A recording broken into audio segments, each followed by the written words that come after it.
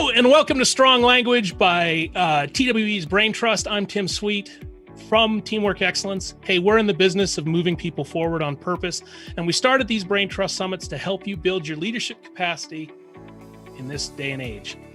As workplace norms change, TWE is interested in how it's affecting the language we use as professionals, what keeps us apart, what builds trust and brings people together. And today I'm joined by two experts and fantastic people to give their great perspectives on this subject of personal and professional profanity. How can it help and harm your message and your brand? Let's learn more about this subject as we dive in. And I want to first introduce with great excitement, Dr. Jody Carrington.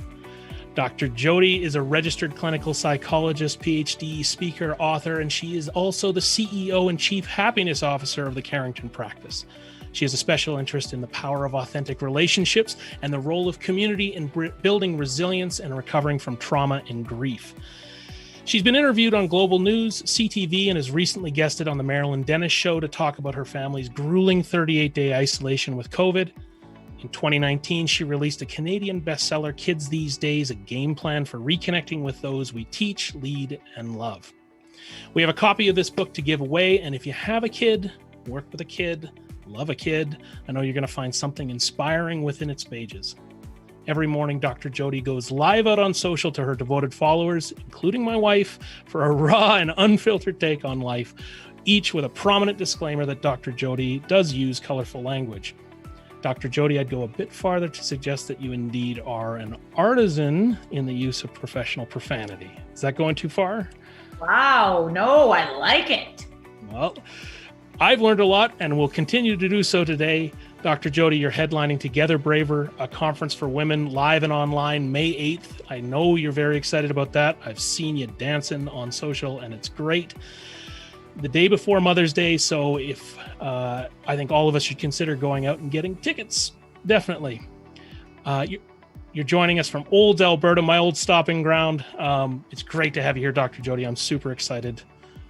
Thank you so much for having me. Call me Jody, and it is such an honor to be sitting with both of you today. I cannot wait for this conversation. Well, we've already been getting into it a little bit, and I'm happy to call you Jody. I'm very happy to have you here. We're also thrilled to have Professor Michael Adams with us. Dr. Adams is the Provost Professor and Chair of the English Department at Indiana University, Bloomington. He has a special interest in slang and jargon, and in 2016, he wrote the book In Praise of Profanity. You can see it over my shoulder right here. Later in the session, we've got a copy of this book to give away, so stick with us. Most recently, he's revising a historical clerical edition of Problems in Lexicography, which will be published by the Indiana University Press this year. He's not sure everybody's going to be interested. I'm not so sure because I'll tell you what, I didn't even know what lexicography meant until I looked it up in the dictionary, which told me that, in fact, lexicography was the creation of dictionaries. And I was then stuck in some sort of weird temporal time loop. But I figured it out. For a decade, Professor Adams was the editor of the quarterly journal American Speech, and he served as the president of both the Dictionary Society of North America and the American Dialect Society. In 2006, under his leadership, the American Dialect Society selected a particular word. That word was truthiness. It was their word of the year, and then Professor Adams was put on notice by the Colbert Report for, in fact, not recognizing Stephen Colbert as the source of that word. I think there might still be some disagreement on whether or not you ever apologized for that. Did you? No. Nope. Good for you. You're joining us today from Bloomington, Indiana. Thank you very much for being here, Professor Michael Adams. Thanks, Tim. I'm excited to be here. As Jody said, we're already having a good time, right? And we look forward to extending the good time into this hour. So just call me Michael. Will do. So Michael and Jody, I would be negligent if I didn't mention that we also have our producer Michael Fiss in the background, and of course our friend Kate, associate with Teamwork Excellence, is on the chat. She'll be hosting and we'll be contributing there. We're also going to be following these chats across Facebook, LinkedIn, and YouTube, where this is broadcast live. And we can appreciate you being there, and we'd love to hear from you. So at this moment, let's warm up and let us know where you're joining from if you haven't done so already. We're seeing people already from all over the world, and it would be great to have you let us know. So with that, let's get started. Michael, I'm going to start with you. Same question will come to both of you. What is your favorite curse word? That is easy. Okay. It's clusterfuck. Awesome. Yeah. And now you want to know why. I would love to have a brief explanation. There are a couple of reasons. The first reason is it captures a lot of life. You know, it's a word with two meanings, not the only word, of course, with two meanings, but one of them is a sort of synonym for snafu. It comes out of military slang.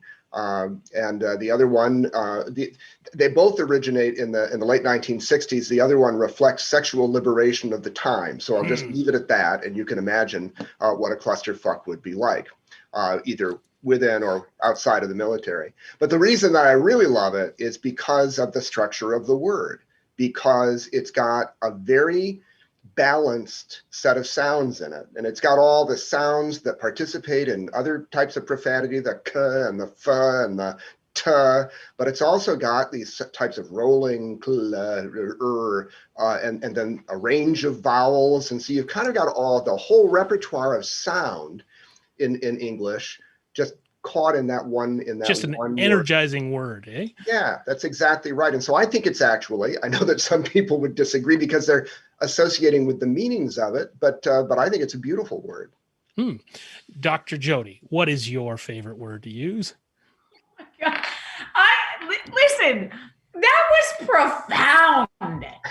All I wanted to say was my favorite word was fuck. I don't even have any prelim or postlim or there's no Latin.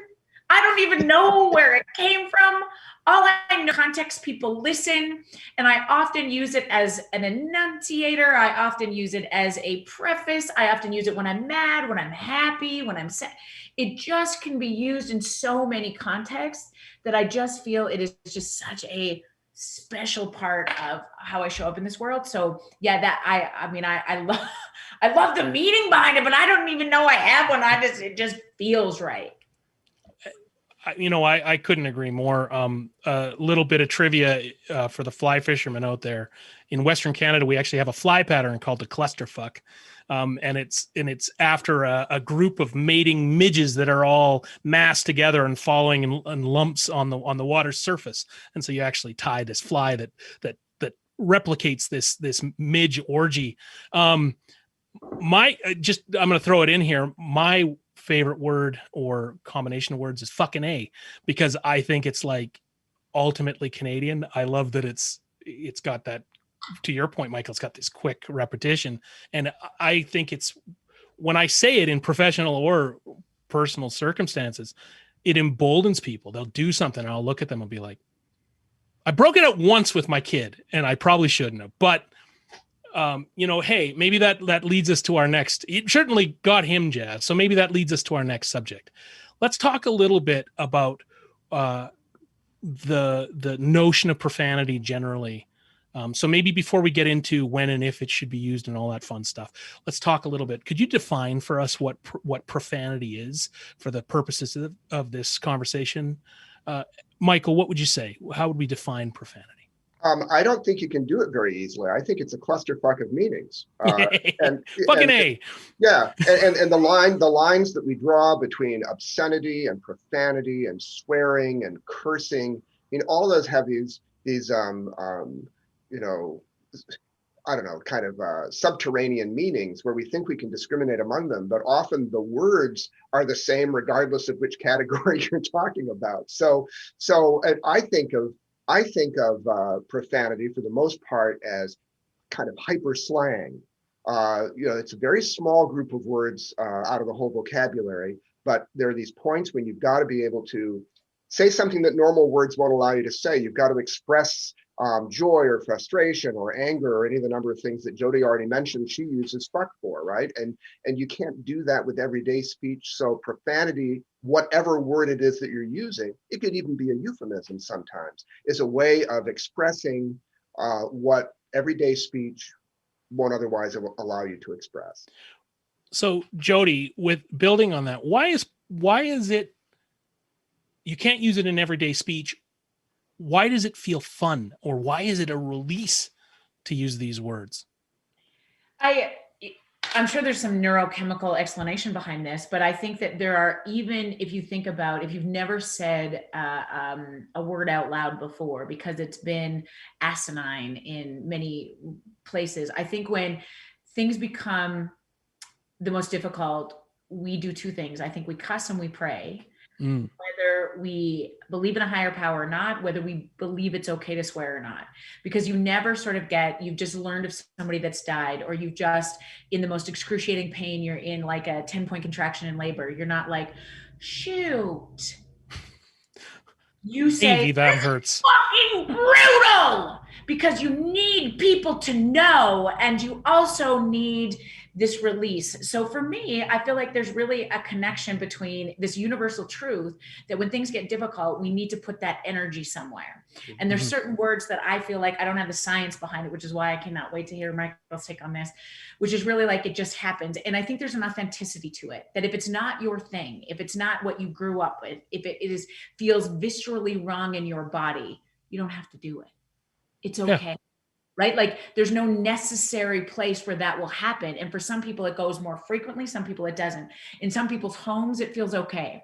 There's no right or wrong in this answer. I mean, I think because you can't tell somebody you must say fuck 8 times in a day to be, emotionally healthy. For some people, that would feel so inherently wrong that would be harmful to give you that direction. But for some of us, it's got to be, it's a part of who we are. And we talked about this before we even came on. I never curated our brand to be in this way, that I'm a sweary person. People have attacked me more for that than anything else of what I say, right? Mm-hmm. You have to swear. Is it a part of, this is how you do this, just like drop the game. It's not a game. This is how I've shown up since I've been 8. And, part of the culture in which I grew up in, it was acceptable. Now, were there many times where in front of our grandparents or at church that people were like, Jody, for sure. Like that. I mean, that's the line that I've always played, but it's never curated. And I think you can automatically feel that in a room. Michael, I'd love your take on this. When you're trying to do it, or when it is authentically part of your language, right? If I'm just saying like, this is really, and I'm saying to somebody like, this is so fucking hard, and it's not really, that's not true. It doesn't feel the same of like, I can't fucking take it, is two very different things. So there's an authenticity to it that I think is just a felt sense, not a put on diatribe that I think gets people really mismatching between your authenticity. It doesn't fit for you. And if it doesn't fit for you, that's okay. Yeah. Michael, what would you add on there? Well, it sounds absolutely right to me. I mean, people have got different levels of tolerance for profanity, both hearing it and speaking it. I suppose some people are zero tolerance speakers and listeners, but I don't think very many people are. I think most people recognize that there's a place for profanity in the construction of our relationships, which I'm sure we'll talk about at work and in other places, but also, just we're expressive people. We've got to be able to express things. We reach the limit of what's usually expressible, and we still have to go a little bit farther. And one of the things that Jody says about the authenticity strikes me as particularly true, but I look at it in a strange way. Stand-up comedians often use a lot of profanity, and they're doing it in order to construct a seemingly authentic relationship with the audience. It's a rhetorical maneuver on their part. It isn't necessarily authentic all the time. But what's revealing about it is that they know that's a way of communicating a sort of authenticity within a group. And that's what Jody's pointing to. So that sort of grabbing that authenticity and performing it is what they do. But the rest of us aren't really performing it. We're just doing what the stand-up comedian has to perform in a performance situation. And it's allowed in that forum. Limit. Yeah, absolutely. So when we talk about this in terms of, that we have to have this mechanism, or we should have this mechanism is available to us, doesn't mean we have to use it. One thing that's interesting is when I was getting feedback from people on this program, what we're doing here today, there were people with very strong opinions. And I heard from no less than 4 individuals basically the same thing. These people don't know each other. I never swear unless I hit my thumb with a hammer. That was the example every one of them gave. And it must be like something that's seared into children's minds when their dad, hits his dad or mom hits their thumb with a hammer.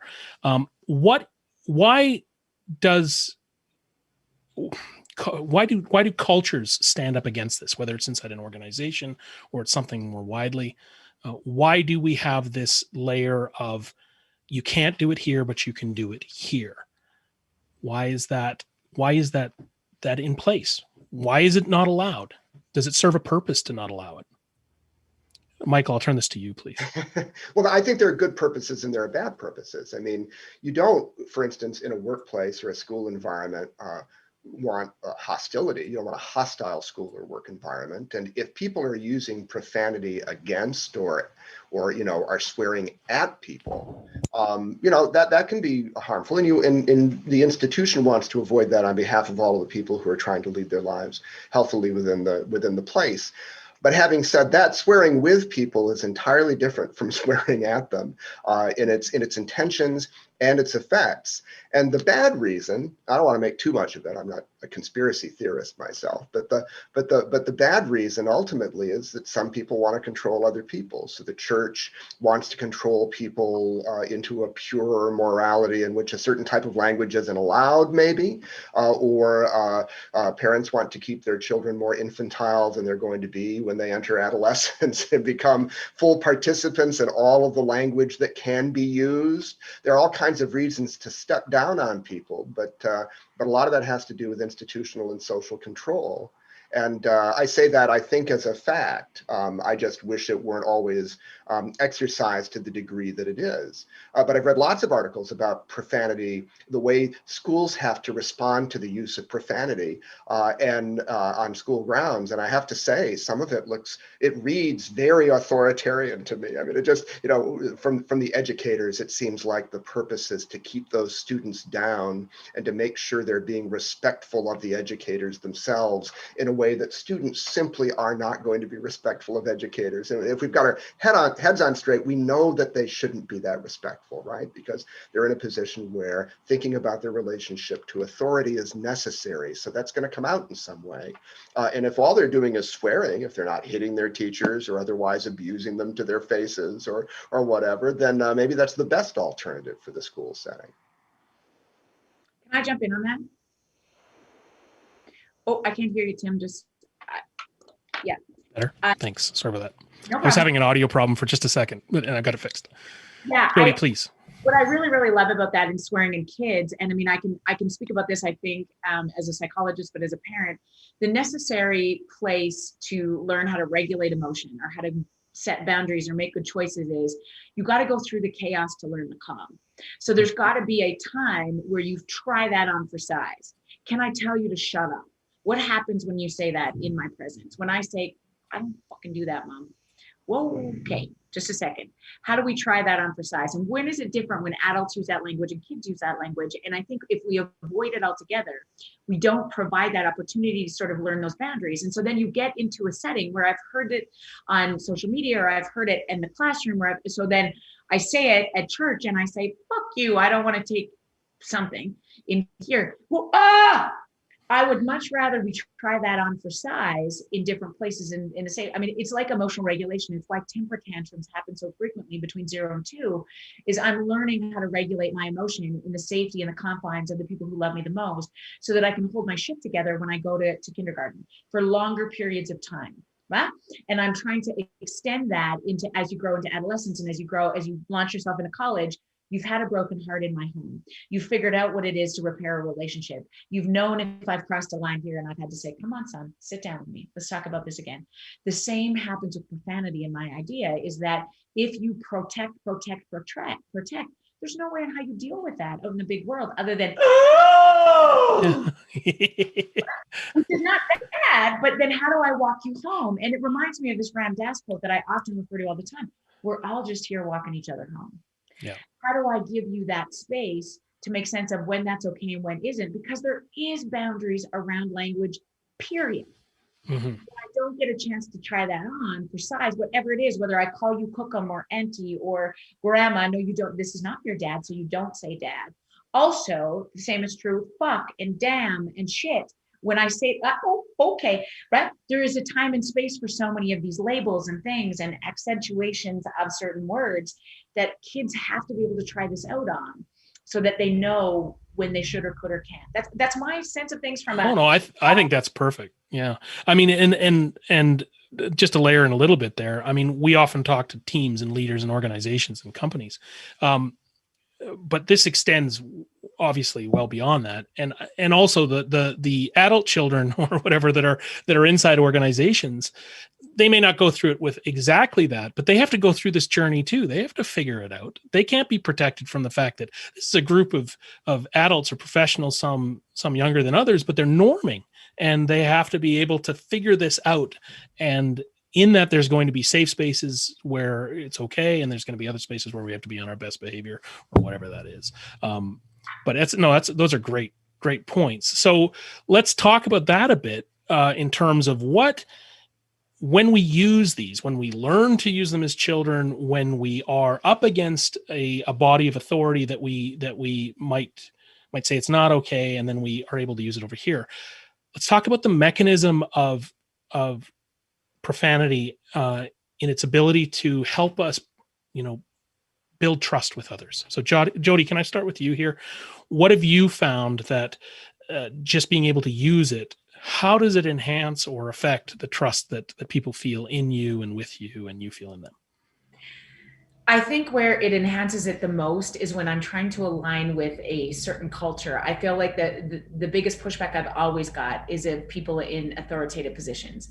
So whether I'm being hired by an institution like an education institution or an organization, it's the CEO that is like, can you please not swear? And every time when I step in, I usually, if I have a good enough relationship, I'll be like, okay, so your CEO has requested that I don't swear today.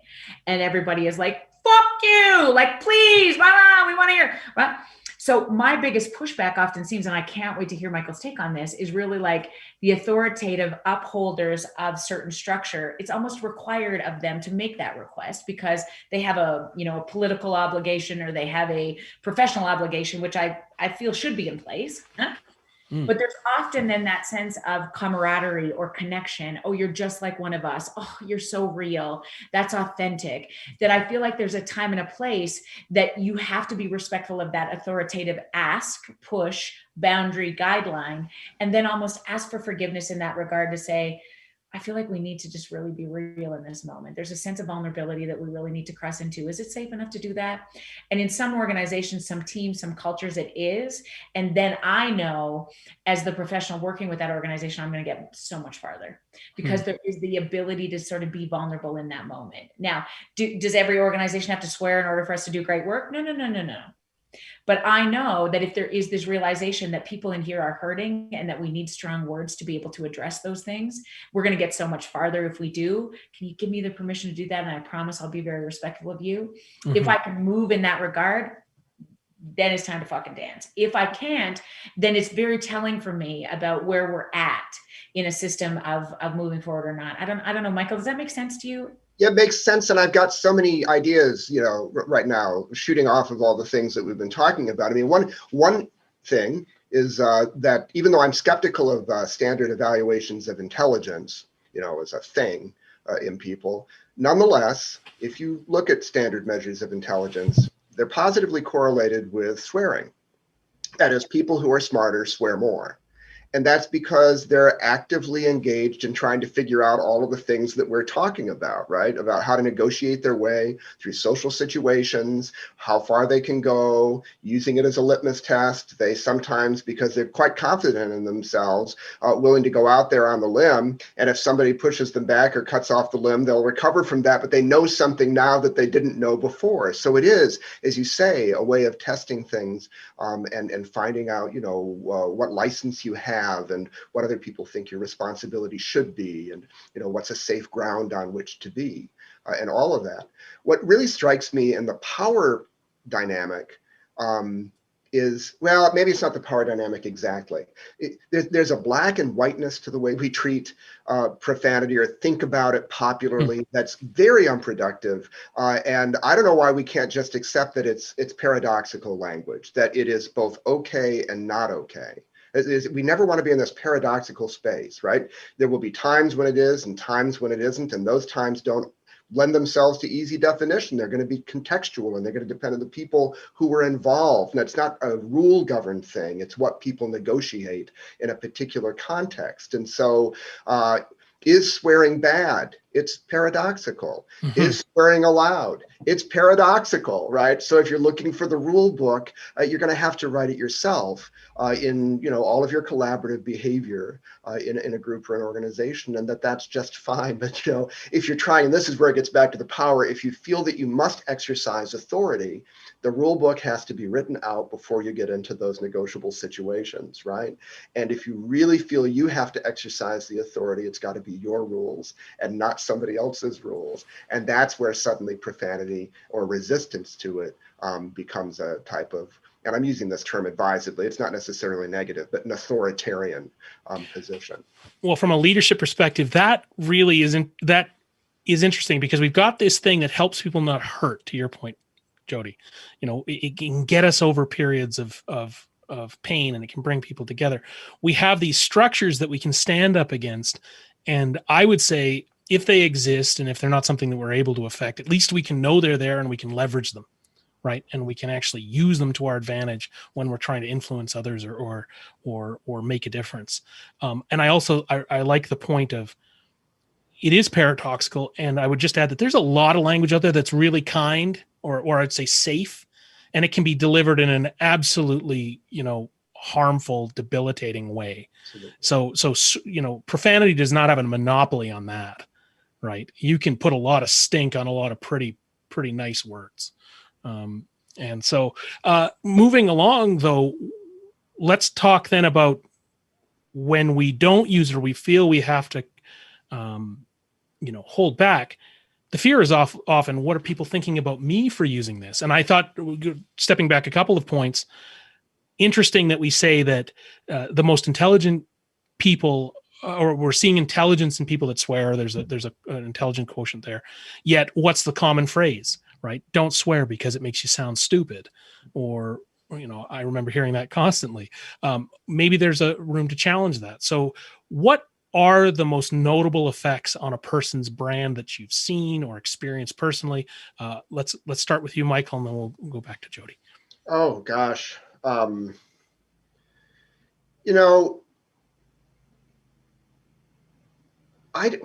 it comes to a person's brand, I see most people pretty proficient at using profanity. I mean, my position basically is that a lot of people say, we use more profanity now than we used to, which is something we don't know, because we don't have any way of measuring the use of profanity 50 years ago, because all those people are gone now.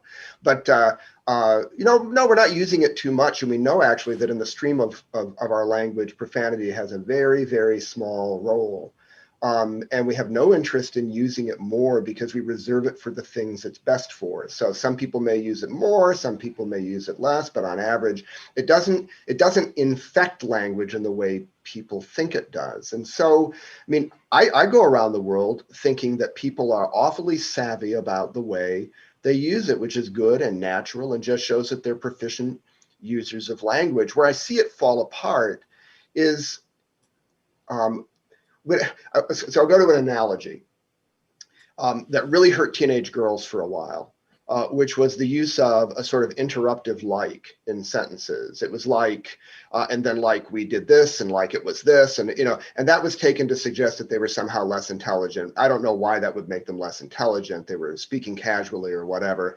That becomes a distraction, and it gets away from a message. And so if you're trying to communicate something specific, saying fuck in every other phrase within your discourse is going to work against people understanding what you're really about. That type of distraction is dangerous, but that's different from the punctuated use of it. And I think that, even though we don't do this in public advertising and public branding very much, but there are examples of it. Fuck yeah, right? And the genes that I can't get the letters, and the FCUK genes, where that you're trading on swearing. When those things are directly used, they don't get misunderstood, and they don't necessarily turn anybody off. They sort of invite people who are willing to accept that into the brand community. And so it becomes a way of constructing a brand community in the same way that you might develop friendships with people on your willingness to tolerate a certain level of profanity. So I mean, I don't see it as a negative thing. And frankly, I think sometimes people can spin it very, very positively. Yeah. Well, and the curiosity there is it can be used strategically to really develop trust within a group, to develop bounds around a group, to have people opt in, I guess, is what I'm hearing.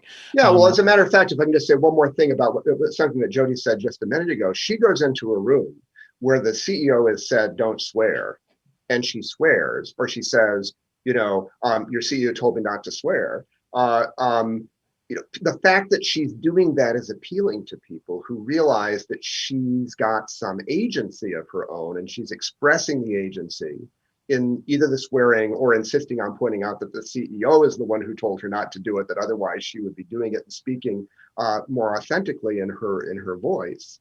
And I think we're reaching out to one another in that way all of the time too. So brands can do that, and they can be individual brands, or they can be they can be trademark brands or whatever. So that's a great point. When you're the truth speaker in the room, Dr. Jody, when you go in there and you've been told not to do it or whatever, and then it turns out that, actually that's not the reality. People may be desiring it, may not be the point, but it's definitely okay. And so I know in organizations, when you have somebody come in and you uncover the truth very quickly and we get to the meat of issues, that it's really reassuring to people, because it means, we've got the ability to not have to put on a mask or whatnot. But the reason for asking you here, why I was so excited for you to be here, is because it is part of your brand. I think it's an acceptable part. And when I watch your videos, and I watch them with my wife, it's like an immediate license to be like, okay, real person, somebody that I can relate to and is not going to shy away from this stuff. That's what I feel. What are some of the positive effects that it's had on your brand, or how are you using it intently to create a community around you? I really love that question, because I think there hasn't been an intention for a long time. And I think that's why it's worked, is that I think that when you try really hard to be strategic about authenticity, it's not authentic. And I think that's the point for me. I mean, oftentimes people say, well, this is your brand. I don't know, that's who I am. The message for me is reconnecting a disconnected world. And I think when you are really, that's the brand. I mean, when you're really passionate about something, I think strong language becomes infused in that. In fact, I don't think I've ever met anybody who's been super passionate about something and hasn't at least increased the intensity and their verbosity, and their passion behind their words often means the words either become chippier or smaller, or that they get infused with enunciation. And oftentimes that means that I'm going to exacerbate that with stronger words than I typically would use. And I think in the run of a day, when I'm sitting around my dinner table and I'm talking to my babies about how their day was, or asking, my husband about, like, what do you think about this? And are we going to watch sports tonight? And I think we should do this. There's many hours in the day that profanity isn't a part of the way that I speak about things. But typically when I'm on stage, or when I write things that I feel so passionate about, those things get enunciated by words like fuck or shit, or things that I like, just fucking listen to this, because I think this is really critically important. And I think that's the point, that if you brand it specifically around it, I think that's where it becomes inauthentic. And so I think that for me, it's just who I am, and it has become a part of what I do, not because I ever intended it. And I think if I remove that part of how I speak about things, which I do probably 90% of the day, it doesn't change the way, it doesn't change who I am. Yes. And can I stay on stage for an entire 2 hours and not swear? Yeah, absolutely I can. Yeah. Right? Can I go about my day and not use those? Yeah. Yes. I mean, people have asked me that before. In fact, if I'm asked to speak to a certain organization, and please, this is very important, can you not swear? Yes. Yeah. your desire and I need to reach you here, let me explain to you why. And then one-on-one, I can tell you this is why. I may slip into that, and I will profusely apologize about this. It's not my intention to harm. It is my intention to get connected. Well, and you know when you're using it. I watched a post of yours yesterday. You were talking about a book review you were doing, and it was a book on I believe it was the Black experience in the States. I can't remember exactly the title. A serious subject. You're not littering that with, So so perhaps the intentionality or the strategic piece for leaders and groups and parents even is more around how welcoming are we for expression or diversity of thought, or how safe is it to express yourself? Maybe that's where we need to be intentional rather than simply bringing it down to the rule or the when or the how. Is that one sort of collision point that we're seeing come up in this conversation? That the intentionality is not about tailoring your brand. It's about, hey, this is what I stand for and this is what's okay in this space. I so think it's about authenticity, and I think it's about being able to read a room, and I think that comes with intellect. I mean, to Michael's point around profanity being linked to, intelligence, I think even if we think about comedians who use a lot of profanity, I've never met a dumb comedian, right? Not one time. Because to be witty, you need a certain set of linguistic skills. So if I look at intelligence, it's usually broken down into two things: your verbal score and your performance score, right? Which is really this idea of perceptual reasoning and verbosity are two very separate parts of our brain. So if I have a verbal intelligence and I have a perceptual reasoning intelligence, I can put pieces together, puzzles, maps, squares, those kind of things. You can be equally brilliant and have a higher score on one and a higher score on the other. If you're going to use your voice and your words to gain connection with somebody, so particularly comedians do this with their words, their verbal intelligence is very great and they are witty, which means you can start to read a room around when I can drop an F-bomb or say a word that is going to get you and be like, what? But it often has to be followed by something that has a profound impact. Otherwise, it's lost. So I think people have destroyed their brands trying to place it all around a profanity with nothing to back it up. And so I think you can sink a ship if you just do it with just because this is my right to say fuck every second word. Why? Yeah. What is the intention behind that? And I think a very wise, smart comedian, you see the ones who are, comedians are a dime a dozen. The ones who make it are this big. Entrepreneurs are a dime a dozen. The ones who make it, they make their brand successful. It's because there's a conscious effort behind that. Totally. And there's some sense of intelligence that builds that. And when I have a boardroom and I'm sitting trying to, procure $1 million from a sponsor, or I'm trying to get a book deal with HarperCollins, I'm not going to open that with, all right, fuckers, let's go. Totally. I'm quite clear about that, right? Yeah. I'm my PhD and be like, thank you so much. I'm so grateful.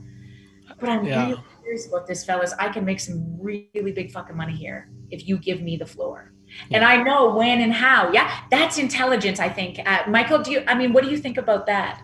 Yeah, I think that's exactly right. I think that's we figure out where to insert the profanity to greatest effect. And I also agree with you that it doesn't have to be authentic at the time that you're doing that. You know how to use language. It's authentically yours to use. It may, in fact, be less authentic to hold back. Obviously, if you have a tendency to express yourself at the height of expressivity with a swear word, it's going to end up sort of, you're not going to come across in the way you want to come across if you have to restrain yourself in that way, right? So all of that seems absolutely right to me.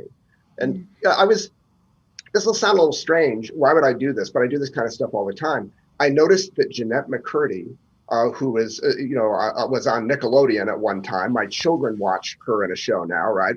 Had this podcast. And I thought, well, I wonder what that's like, right? So she was doing a show with Anna Faris, the actress. Yeah. And they have never met each other. And I don't know what they were talking about, but I had it on while I was doing something else. And they were talking away and meeting each other, addressing different subjects. But there was a point at which you could tell that they were coming together. They were understanding each other. And that's when the fucking started. That's when fucking started to come in. And they felt free to say that. Couldn't fucking believe that he did this to me, or that's just the way people fucking behave. As you hit a whole different gear in the conversation. And so, but the interesting thing about it in terms of branding and authenticity, because this is paradoxical too, is that when they started to do that authentically, they were projecting their authenticity onto an audience that was recognizing the value of their speaking truth, which is part of what the podcast is meant to do. And so both for their personal brand and for the podcast brand, it was working. And I don't know, I'm not a podcaster. I've listened to a few. I'm not one of those addicts who's always listening to podcasts about everything, but I've listened to a few. I mean, I think that that's a difficult thing to present to an audience, unless you do it as a documentary. The chatty podcast is really hard to do. The great ones are the documentary podcasts, the series and all that kind of stuff, serial. But how do you get other people outside of your twosome or threesome to understand the value of what your twosome or threesome are talking about at that moment? Yeah, how do you convey that? I think profanity in this particular case helped a lot in achieving that goal and saying, you want to listen to this podcast because this is where you're going to hear some real shit, right? This is where it happens. Exactly. And I think you can tell people lots of information, but when you show them how you show up, how you be kind, how you be anti-racist, how you be in relationship with your viewers, your interviewers, it's such a skill. Because you will need to demonstrate passion. If I just talked about, the biggest thing in this world is to be passionate, right? Listen to the difference. It is so important to be passionate. And I just really think if you find your why, you know what, you'll know it. Versus, okay, when you fucking can't you get it to get out of bed in the morning because you think this is the best time in your life, like who's fucking ready to go? Are you with me? Come on. There's a difference between showing and telling. And I think, listen, I don't think you have to be over the top and screaming profanities to create a sense of connection with somebody. In fact, my dad, his greatest, I think, connection to me is when I get his eyes and he does this. I know it. I know I am home. He is proud. So it's not always about over the top. There are moments about that. But if you're trying to convince or convey your passion about something, it is often really marked with, you got to show them. Yeah. You have to say it. You've got to show it, and you've got to pull it in at the right time. There's like two bookends that you're describing there that are really interesting to me. And then we're going to get on to a question that's coming in through the chat. One is that we've got profanity being this powerful interrupt. We see presidents using it. We see CEOs using it. We see celebrities using it, and it's got this skill, this effect that's so important, and you can't overdo it. As a chef, we used to say, yeah, okay, bacon's really great, but don't put it on everything because it gets really old really fast, right? So get the bacon off the cherry pie filling or whatever. But the other side that you just rounded around to there, Jody, which was really neat, is that for the leader, there are these moments, for the dad, there are these moments where it's like you're home free, you're okay, you're approved or whatever, but there's these little like calling cards almost where it's, now I know I'm okay. And when they're delivered with consistency, it's like, yeah, okay, I'm settled, I'm home, I'm safe. This is a safe space now, or I feel like I'm all right. If we can, I'm going to divert and get to a question that's coming in from the chat. Are there any industries that should always shy away from using profanity? This is coming in from our friends. And for those of you listening in, by all means, go ahead and type your questions in the chat, and we'll try to spend a few minutes here, okay? So are there any industries that should always shy away from profanity? Dr. Jody, what's your opinion? Jody. No.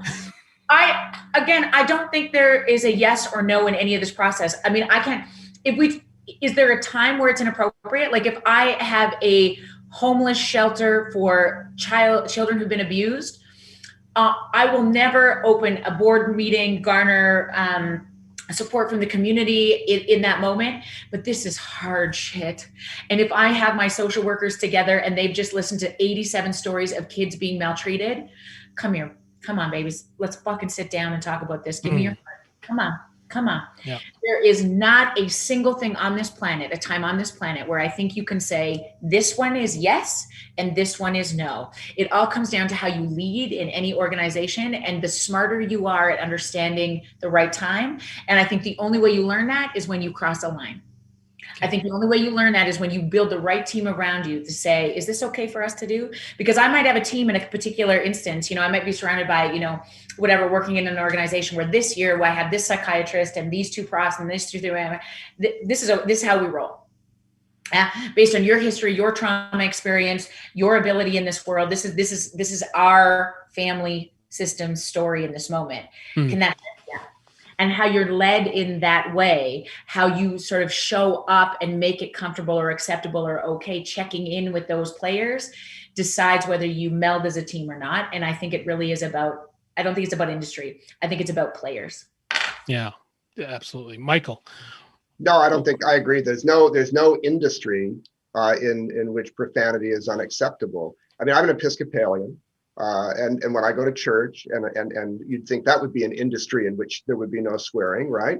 But and I'm not saying that I've heard a priest do this before, but when you're in a standard sermon where we are in this world and it's an imperfect world and all these terrible things are happening, and the person giving the sermon piles up all these things that are frustrating us and everything. If a priest just said, what the fuck, God?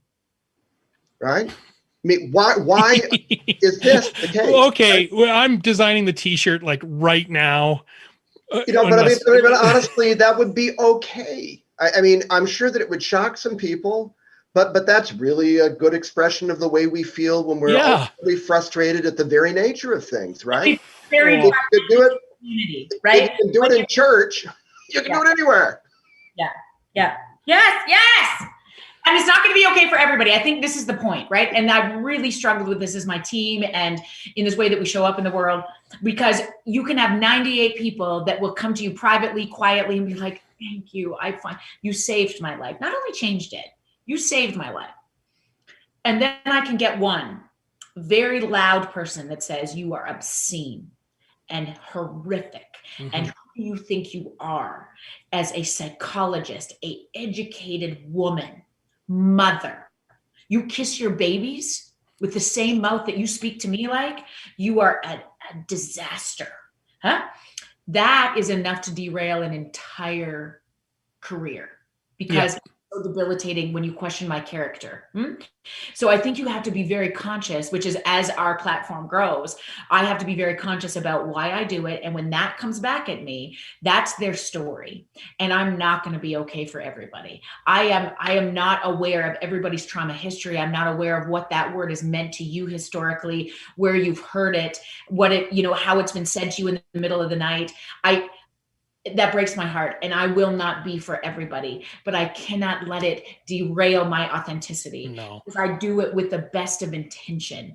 And I love the beginning point of this there's a difference between swearing at people and swearing with people in an intent to solidify a message. I think that's the big thing that I got to be very careful of. Do I fuck it up? Yo. And understanding then what do I do about that really matters. Okay. So I think that's the critical piece for me. You won't be for everybody, particularly when you get outside the gray zone of what's acceptable and comfortable. And I think we see this in anti-racist work, particularly when I'm, in a position of privilege. It's easier to not do it. It's easier to not say anything that will offend the masses. But I'll fucking tell you, if you learn it right, that is how you change the world. Well-behaved women never made history. We know this to be true. Yeah. And if you're not willing to push those boundaries, then I think you can be vanilla and you can be successful and beautiful and safe. And that's okay. And that's okay for 90% of people. If you want to fucking dance, you're my people. Yeah, totally. I mean, I think it's interesting when you tell that story and you said the word disaster. There's an example of a word that's just been weaponized with far greater effect than what a swear word is going to be on it. But on that point of diversity, equity, inclusion, belonging, I think language is one of these areas where we're going to find people are kept on the outside or brought on the inside, and that organizations should be using and looking at this as what is it? What's the current state of events within our organization? And then what's our culture around Is it bringing people together, or is it keeping people on the outside? Is it one more form of, exclusion or these kind of things? So on that note, where does profanity and the choice of our how we speak, what do we have to be careful about when it comes to making sure people are either brought on the inside or kept on the outside? If that makes sense. Sorry, I'll start with you, Michael, and then we'll go to Jody. Yeah, I think it goes back to some of the same principles we've been talking about all along. I don't think that. Well, let me put it this way: all language is inclusionary and exclusionary. All of them. I mean, if dialectal accents, class accents, middle class Canadian English, I assume, but certainly middle class American English is an exclusionary instrument. People don't speak it. You get certain privileges in the world if you do speak it or know how to use it in certain cases. So, I mean, profanity is just a subset of that problem. It's not the part of the language that is the problem. It can be used in inclusionary ways, and it can be used in exclusionary ways, just like all the other language we use. As you were saying earlier, you can be just as mean or meaner using very polite language as you can be by using profanity. So I don't think it's an easy. So that's to be really unhelpful and say I don't think it's an easy problem to solve, right? No. I think because you're not going to be able to do that by rule either. It's not always going to be a problem of exclusion. It may be the way you build relationships or bond, even where there are differences between people in an organization. And I'm thinking about indexical relations like race and ethnicity and gender and all that, being able to talk to people the way you would talk to someone who really knew you is a useful thing. But I'm thinking of subtler differences too, where you just become complicit at a certain point. And the profanity is what you become complicit with. It's how you signal your complicity, right? And you overcome differences in that way. So, that's all I have to say. Jody, what do you have? Okay, good. I just so agree with all of that. And I'm just trying to sort of think of an example of where, that wouldn't be a time where I would align with that. But I think, I don't know. I just think like there's an expectation around this discussion of profanity that you're going to take a hard line and in that either, yes, it's okay. You don't tell anybody you can't fucking do that, or don't you dare ever.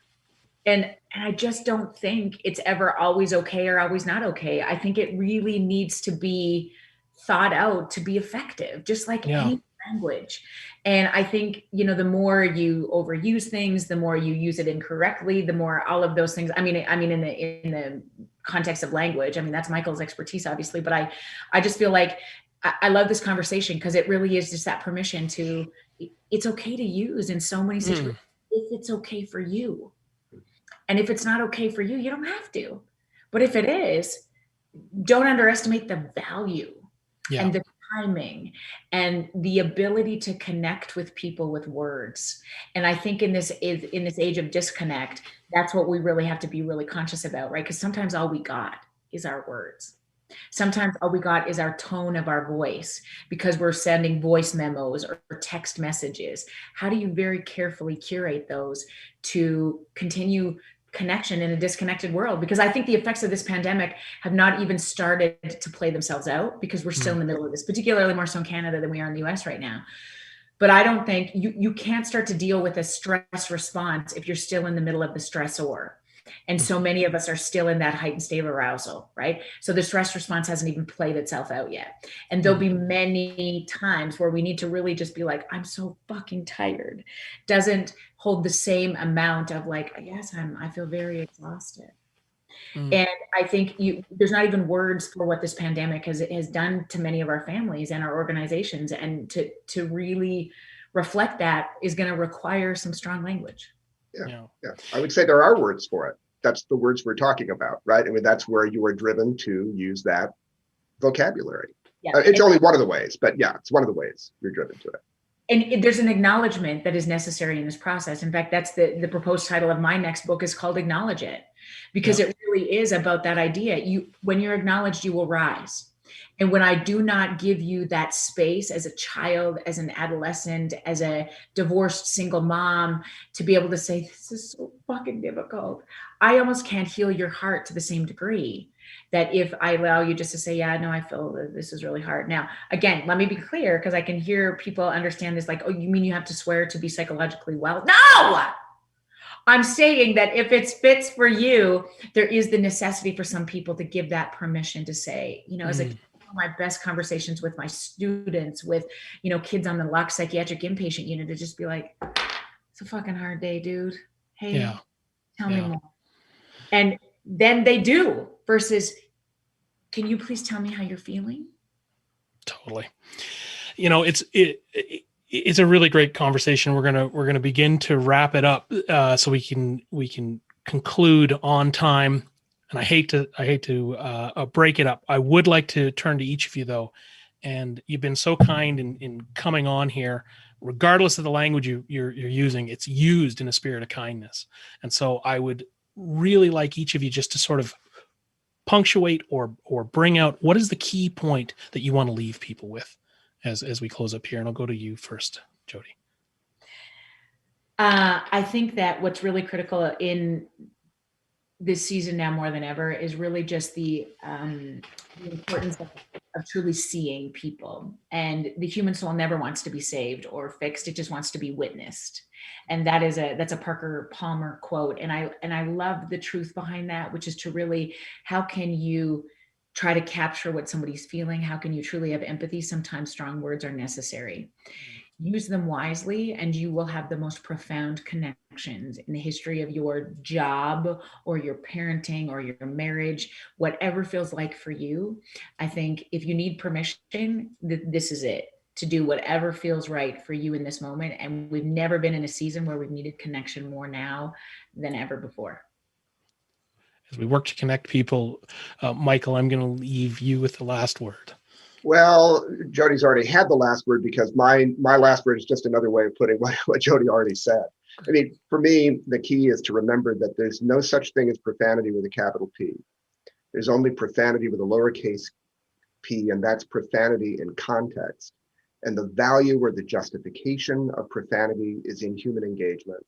Mm-hmm. And so that's where you will find it. If it has any, it will be because it works for people who are doing it, and it makes them, you know, healthier, or it gives them opportunities for connection, or whatever it does. It's all right there in the context. So that's what I would focus on. You both have been so giving. You're helping us learn to be kinder, to show up more authentically, to let ourselves off the hook a little bit about all these rules that are put in front of us. And let's just seek to be kind and bring people together. And it's going to be more important in the coming months and years than it ever has been. So I want to thank you both for being here. I want to let everybody know who's still with us that we're going to be announcing the door prizes in just a minute here, and my team is going to be tabulating and getting those names to me very shortly here. But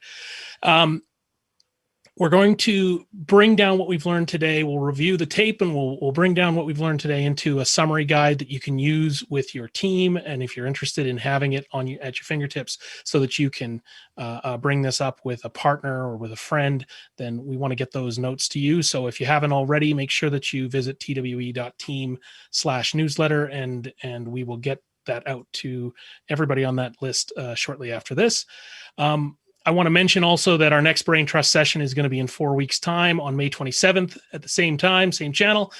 More communication than ever has been coming out, that people are inundated at home and in the office with an increasing amount of communication over email from staff, leaders, teachers, coaches, and just general spam. People are feeling more overwhelmed than ever because we are having to use these electronic means of communication. And so we've opened the floodgates wide.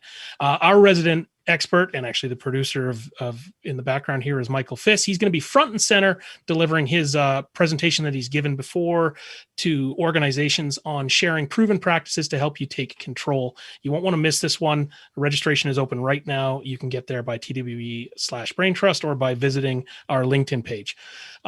Please join, share it with friends. We think it's going to be really, really helpful. So with that, I'm just going to wait for my team. Oh, we've got them. Great. So we have 4 winners for today. We've got 4 great prizes. We have a signed copy of Michael Adams' book, In Praise of Profanity. Thank you so much for contributing that, Michael. I appreciate it. We have a copy of Jody's Kids These Days. Jody, thank you so much for that. And because it was all 3 of our favorite words, we also have a surprise prize, 2 beautiful pins, a Carrington original design. It's the only fuck pin that you can see up on your screen. Jody, you had a great suggestion for how to use this, and I'd love you just to share that here, because I think that really put a point on it for me. You can truly wear this anywhere. Yeah, no, I think they're designed to fit nicely on your bra, your underwear, whenever you need a little bit of extra, like, I got this in this world, as you step into like a board meeting, you have the ability to sort of take it with you, because sometimes we just need to tell the world just to back off. Love it. Love it. I'm probably going to ask for one for Christmas. Okay, so we've drawn 4 winners. Our 4 winners are Virginia W., Navjeet P., Haran G., and Lori L. Please stick around in the chat so that Michael and Kate can confirm your details. Thanks again to both of you for contributing these gifts. If you didn't get a chance to win, both books are available wherever great books are sold, and the pins are available from Dr. Jody Shop, oneword.com, with a lot of other fun things too. So, hey, thank you so much for joining me. It was great. I was in awe half the time, and I kept getting little notes from Michael saying, "You look like you're tired or pissed or something," but I was actually just like because you're learning, and I'm in that absorb phase. So there's me being vulnerable. Hooray. Okay. Hey, you two, thank you so much for joining us on behalf of myself, my team, Kate and Michael. It was great to have you attend, and just really wonderful. So thanks for taking the time. I'm Tim Sweet. This is the TWE Brain Trust. I hope the rest of you have a great rest of your day, and we'll see you next time. Thanks so much.